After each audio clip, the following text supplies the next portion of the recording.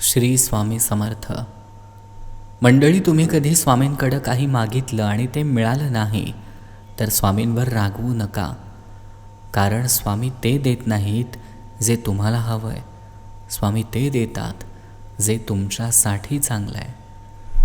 एखादं काम केल्यास आपण पूर्णपणे असमर्थ आहोत हे समजून आल्यानंतर आपण पूर्णपणे स्वामींवर भरवसा ठेवतो आणि या भावनेलाच स्वामींच्यावरची श्रद्धा म्हणतात.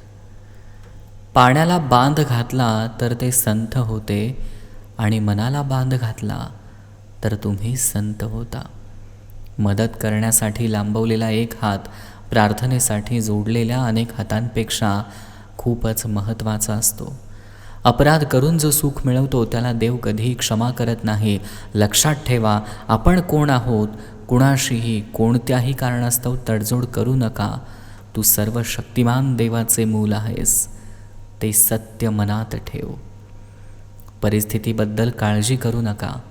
आपण जिथे आहात त्याच्या पलीकडे जाण्याचा प्रयत्न करा. प्रयत्न कधीही अयशस्वी होत नाहीत. पैज लावायची तर स्वतःसोबत लावा, कारण जिंकलात तर स्वतःचा आत्मविश्वास जिंकाल आणि हरलात तर स्वतःचा अहंकार हराल. म्हणून स्वामी म्हणतात, स्वतःच्या परिस्थितीवर पहिल्यांदा लक्ष केंद्रित करा. दुसऱ्यांच्याबद्दल काहीही बोलण्याआधी 10 वेळा विचार करा. श्री स्वामी समर्थ.